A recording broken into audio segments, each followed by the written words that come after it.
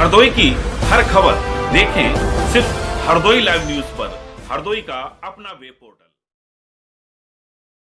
जिलाधिकारी हरदोई अविनाश कुमार ने कोरोना महामारी को लेकर जनता से की अपील। कहा कि वह बिल्कुल न घबराएं तथा पैनिक न हों। प्रशासन हर कदम पर उनके साथ है। भ्रम में न पड़ें। अनावश्यक ऑक्सीजन सिलेंडर न जुटाएं और न घर पर स्टोर करें। एक ऑक्सीजन सिलेंडर से कई लोगों की सांसों को बचाया जा सकता है।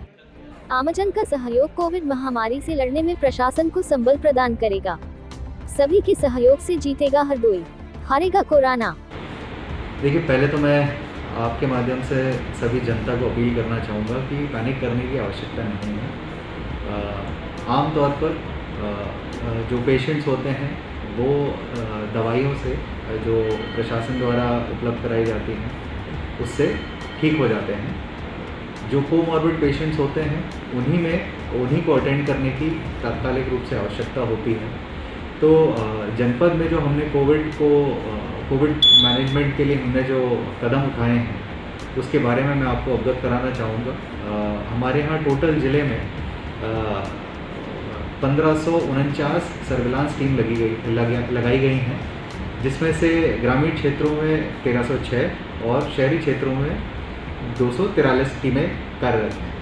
इसके अलावा सैंपलिंग हेतु 19 टीमें हैं प्रत्येक ब्लॉक पे और अर्बन पे हमने 2 टीमें लगाई हैं।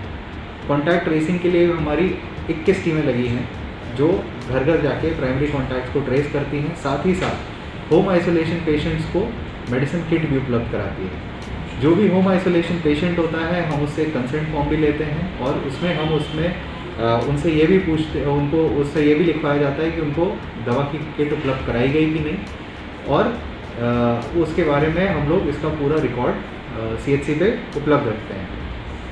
जो मुख्य बातें आती हैं, जो क्वेश्चन करते हैं लोग कि जनपद में ऑक्सीजन की कमी है या कुछ, तो इस संबंध में मैं ये कहना चाहूँगा कि L2 हॉस्पिटल जो हमारा है, जो कोविड के लिए है, वहाँ पे पर्याप्त मात्रा में ऑक्सीजन उपलब्ध है।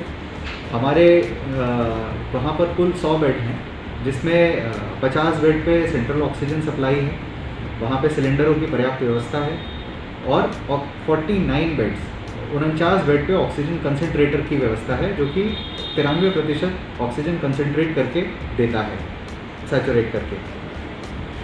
मेल हॉस्पिटल में 158 बेड्स हैं, जिसमें हम लोग प्लान कर रहे हैं 30 आइसोलेशन बेड्स बनाने की।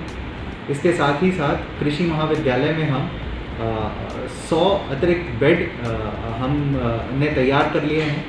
वहाँ पर हम लोग ऑक्सीजन की व्यवस्था भी करा रहे हैं, ऑक्सीजन सिलेंडर्स की व्यवस्था भी करा रहे हैं। जैसे ही वहाँ पे हमारे ऑक्सीजन सिलेंडर्स की व्यवस्था हो जाएगी तो हम वहाँ पे भी पेशेंट्स को जो गंभीर रूप से पेशेंट्स होंगे वहाँ पर भी इनको इलाज उपलब्ध कराया जाएगा। साथ ही साथ कुछ और अन्य जो इक्विपमेंट्स जो हमें जनपद में आवश्यकता होती है, जैसे वेंटिलेटर्स, तो हमारे यहाँ 38 वेंटिलेटर ज़िले में अवेलेबल हैं। ऑक्सीजन कंसनट्रेटर 78 हैं, बाईपैप मशीन्स भी हैं, HFNC मशीन्स हैं हमारे पास 4, और हमारे पास CT स्कैन मशीन एक जिला अस्पताल में है, और कुछ हमने एक प्राइवेट हॉस्पिटल में हमारे पास एक डायलिसिस मशीन भी अवेलेबल है, जिसमें हमने प्राइवेट हॉस्पिटल से बात कर ली है। अगर किसी गंभीर रूप से पीड़ित व्यक्ति का कोई कोमॉर्बिड पेशेंट को अगर आवश्यकता पड़ती है तो हम लोग उसको भी हम इस्तेमाल कर सकते हैं। मैन पावर की शॉर्टेज के संबंध में ऐसा कोई भी प्रॉब्लम नहीं है। हमारे पास L2 में पर्याप्त मात्रा में हमने डॉक्टर्स राउंड द क्लॉक लगाए हैं।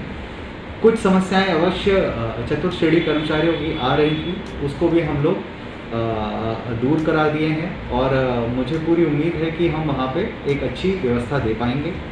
आप लोगों के माध्यम से जनता से मेरी यही अपील है कि पैनिक ना करें, और हम लोग अगर कोई भी इस संबंध में सूचना चाहिए होती है तो हम लोगों ने एक कोविड कमांड सेंटर भी स्टार्ट कर रखा है, जिस पे वो लोग कभी भी कॉल करके सूचना ले सकते हैं। इसमें हमारा प्रयास है कि वहाँ पे हम राउंड द क्लॉक कुछ डॉक्टर्स को भी उपलब्ध करा पाएँ, जिससे अगर किसी को कोई परेशानी लगती है तो वो डॉक्टर से भी पूछ सकता है। वर्तमान में जो कोविड कमांड सेंटर है वो प्रत्येक होम आइसोलेशन पेशेंट को कॉल करके उसके संबंध में जानकारी प्राप्त कर रहा है, उसके स्वास्थ्य के संबंध में भी जानकारी प्राप्त कर रहा है, और इसमें टीम हम बढ़ा भी रहे हैं, और जनपद स्तर पर सभी तरीके के प्रयास किए जा रहे हैं। घबराने की कोई आवश्यकता नहीं है, पैनिक ना करें, कोई होर्डिंग की आवश्यकता नहीं है। होर्डिंग करने से आम जनमानस को जो सीरियस पेशेंट्स होते हैं या कुछ होते हैं उनके लिए जब आवश्यकता पड़ती है तो कहीं ना कहीं ज़िले में कमी होती है। तो आप सबसे निवेदन है कि कोई होर्डिंग का प्रयास ना करें, अन्यथा हमें संबंधित धाराओं में कार्रवाई भी करनी पड़ेगी।